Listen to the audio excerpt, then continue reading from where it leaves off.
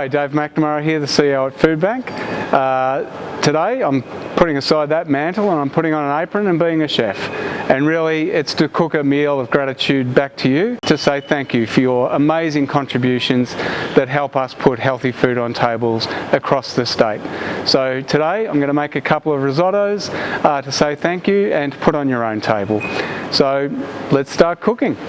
One's a Moroccan chicken with chorizo and some vegetables, and the other is a vegetarian risotto, which is the vegetables that'll go in the chicken and chorizo one, but made with a vegetable stock instead of a chicken stock. So now I'll just run through the ingredients that we're going to use today, and then we'll start.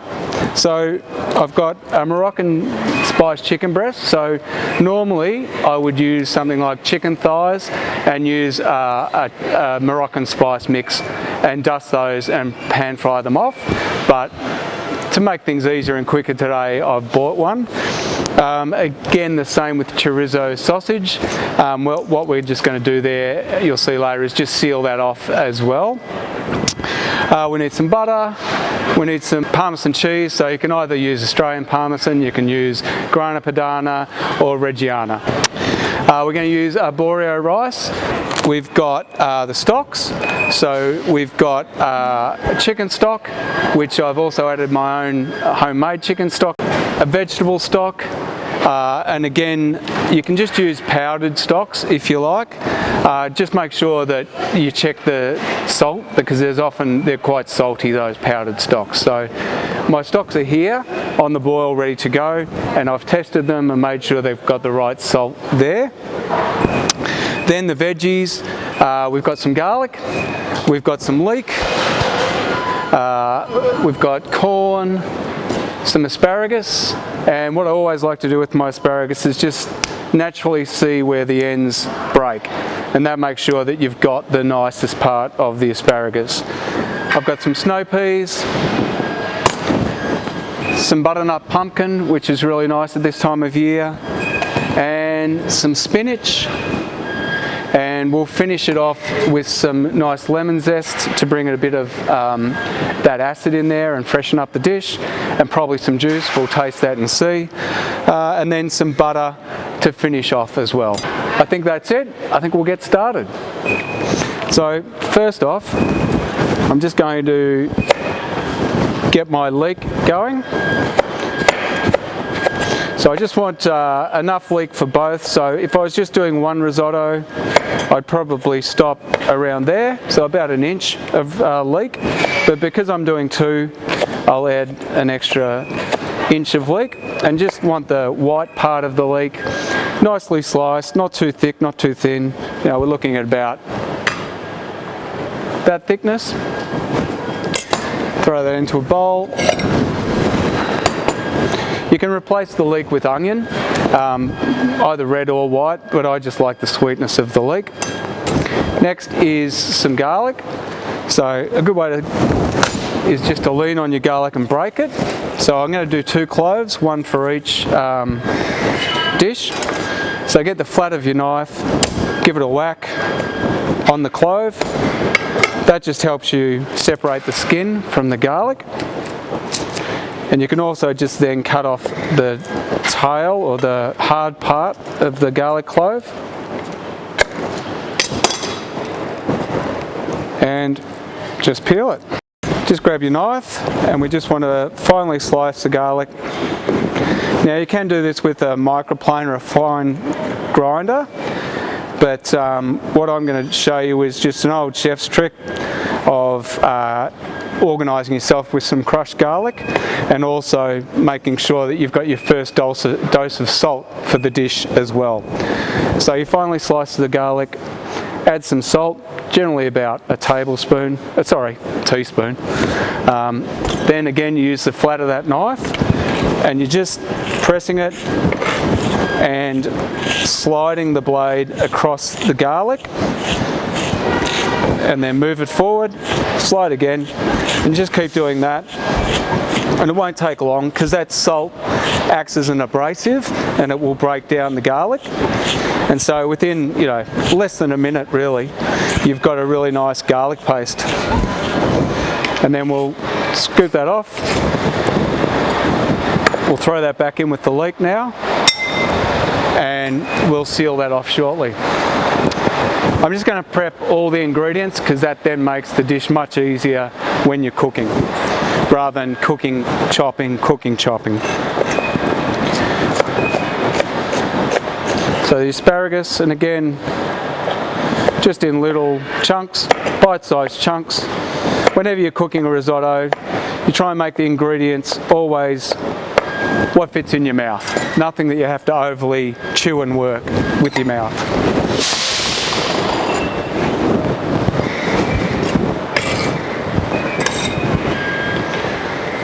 So there's our asparagus, snow peas. So all I do with the snow peas is top and tail them. Really, you grab and pull which I guess is where the snow pea joins the vine. You grab it there and pull it down, and that takes that fibrous part out of the snow pea and makes it a little bit easier to both chop and eat. So for those that don't know, I spent a fair portion of my career before joining Food Bank and Sacred Heart Mission as a chef and a restaurant caterer, cafe owner, and around the traps at restaurants around Melbourne. Some of you might know Mario's in Brunswick Street. So I used to work for the Mario's when they had a place called the Continental, which was one of my favourite experiences as a chef. So I'm just, again, with the snow peas, we're just going to cut that into those easily biteable, consumable pieces. Then we'll move to the pumpkin, as I said, butternut today. And because we're doing, again, 2 dishes, I'm going to double the quantity, but you wouldn't usually use that much unless you like pumpkin a lot. So we'll use more pumpkin for the vegetarian risotto than we will for the chicken one. Again, we want it in bite-sized pieces, so I've taken that part of the pumpkin. I'll then take about the same size cut as I did for the asparagus and the snow peas. And just run the blade down there. Then we sit it up, we run the blade the other way, and then we run down. So you can see that our colours are really starting to come together now as well. And part of cooking is always about the vibrancy of the colour. It's got to engage your eyes, the taste buds. It's a whole immersive experience, I find, eating. And as you can tell, I do like to do it. So the last or second last ingredient is the corn. So we'll just take off, easiest if you always take from the bottom and peel down, and that'll take most of those hairs with it. With the corn, again, I'll break this in half, and then I can sit it up and then just run my knife down the base of those kernels.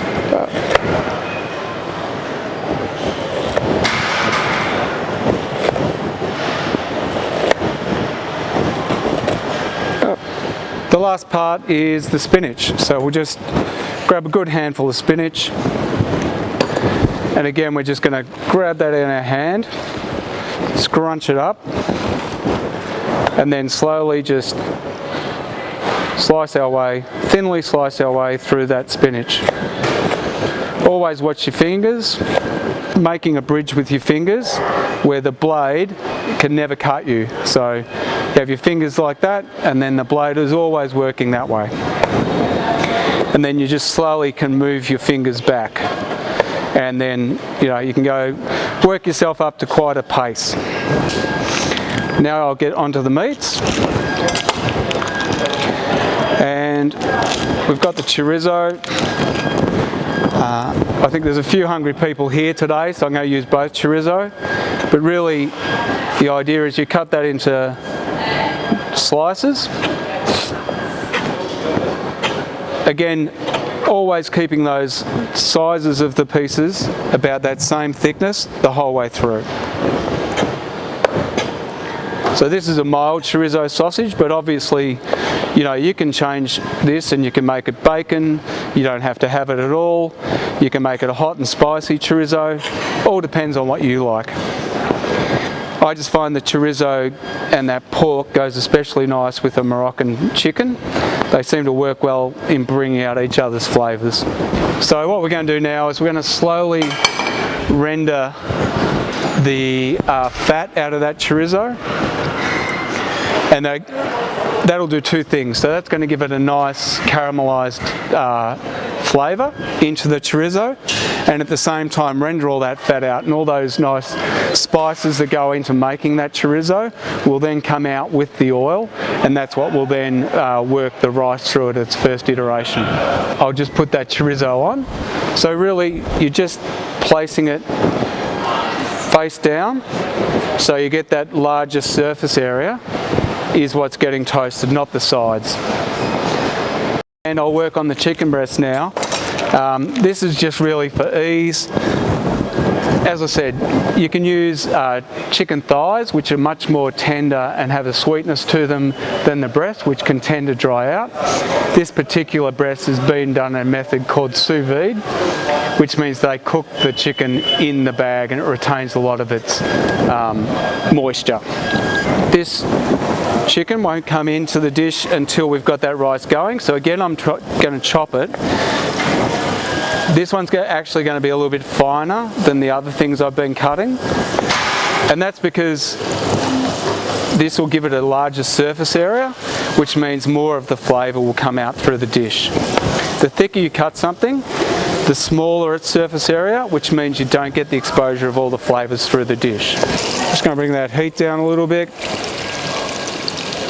And as you can see, it's really starting to nicely render out, and you can see the colour of the oil is starting to change and turn this beautiful rusty red colour.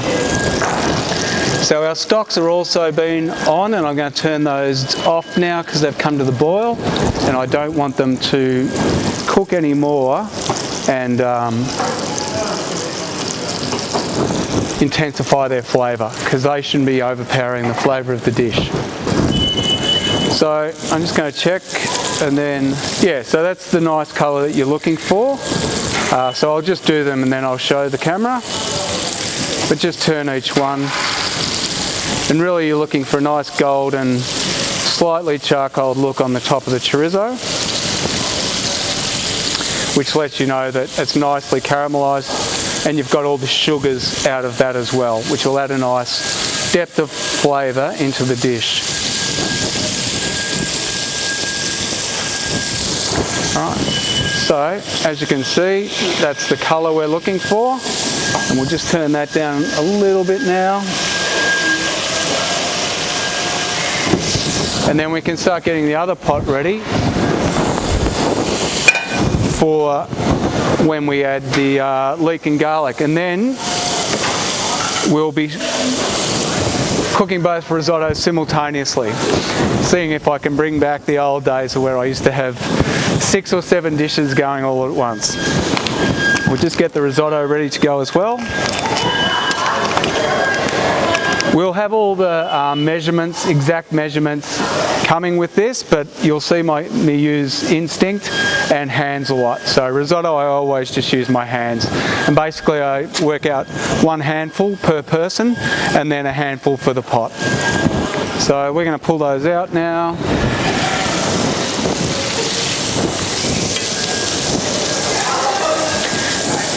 And you can see that this oil is looking nice and sticky. So that's those sugars coming out of the chorizo, the spices coming out as well, and you've got this lovely darker colour there.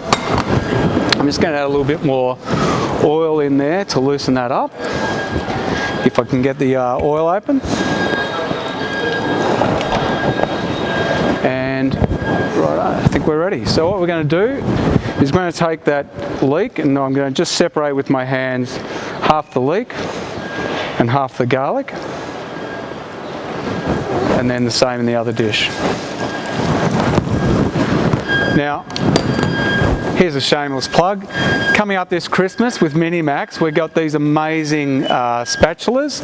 So this one's been designed by Ben Shuri at Attica. I've got another one here by Beck Judd. So you can pick these up for your Christmas presents at Minimax this year. So I'm just going to work the chorizo, oil and leek and garlic. So leek will cook very quickly, so you need to move as quickly as that leek. What you don't want is it to brown. So, as I said, a handful of rice per person and one for the pot. Now we just want to toast that risotto rice a little bit, just to get it to start absorbing. And that's only going to take a minute, if that. Those stocks have already been boiled, so you always add a boiling stock to a risotto. So we're just going to add that stock now. We're just going to cover the rice. We're going to add about a centimetre above the cover of the rice on both dishes.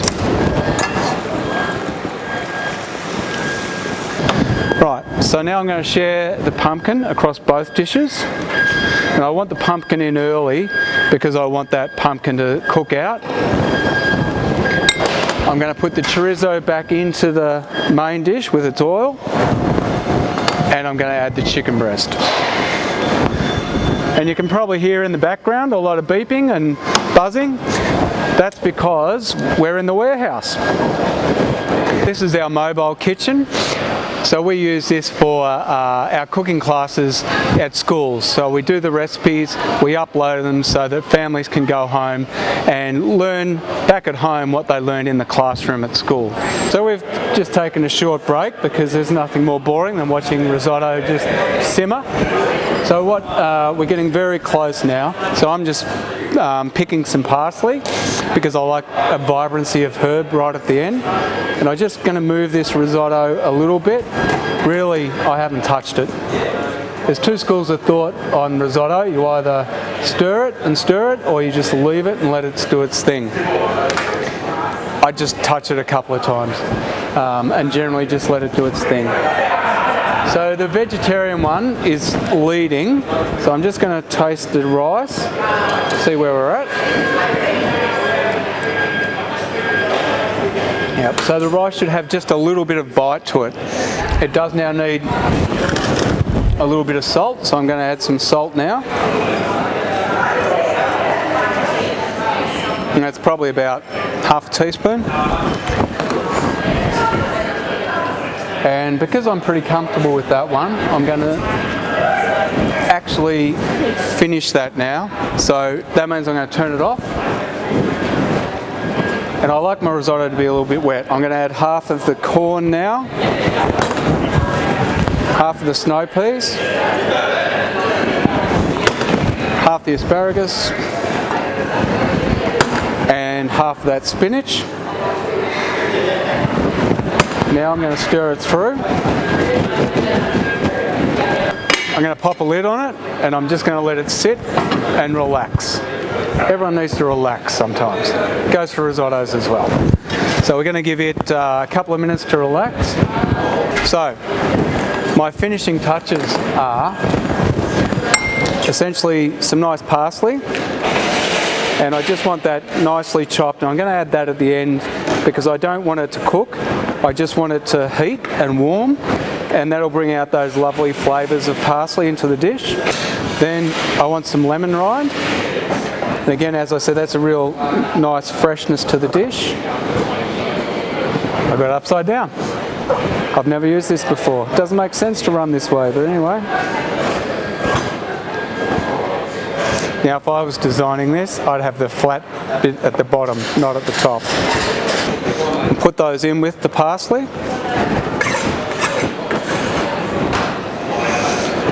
Next is some Parmesan cheese. So, good piece of Parmesan.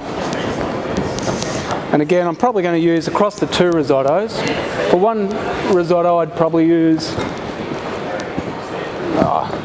a knob like that, maybe a little bit more, but for 2, I'm obviously going to use double that and maybe a little bit more. So the great thing about Parmesan is it grates huge, but it's not a lot. I'm putting that in there as well. And lastly, I'm going to use some butter. So over the 2 dishes again. So I'm going to separate the butter and not put it in with that mix. Just going to mix that up so it's nicely mixed. Our chicken risotto is almost there. Yep, so that's ready to take its ingredients now. Snow peas, corn, asparagus, and the spinach. We're going to mix those through.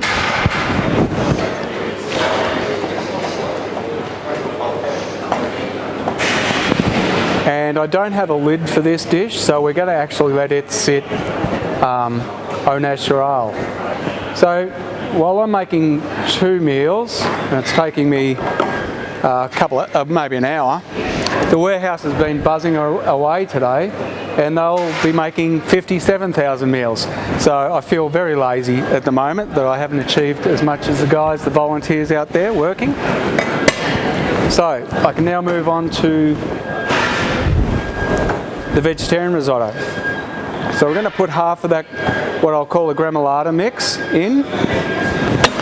We're going to throw the butter in and we're just going to stir. And that butter will bring it all together. It'll add a lovely glossiness to the dish, and it also helps carry the flavour.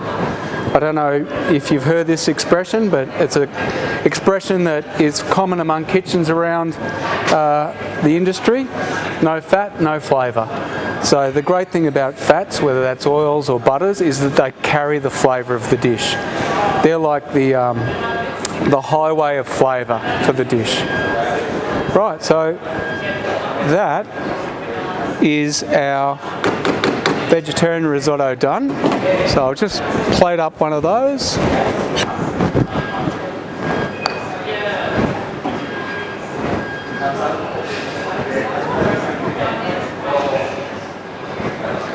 There you go, so you have a butternut pumpkin risotto. The same thing now with that chorizo risotto. We're just going to throw the final ingredients in, the gremolata mix in.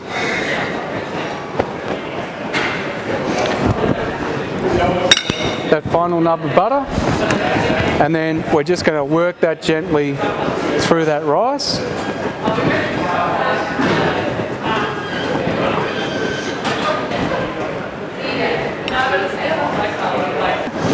And there you have it, especially for you, butternut, pumpkin and vegetable risotto, and a Moroccan chicken, chorizo and vegetable risotto. So I hope you enjoy that. It comes from my heart as a way of saying thank you for all the help that you've given us. You know, it's unprecedented times. I know we've used that in the past. In the 15 years I've been here at Food Bank, I've never experienced anything like the demand, but also the generosity of you and everyone out there in the Victorian community. So thank you and bon appetit.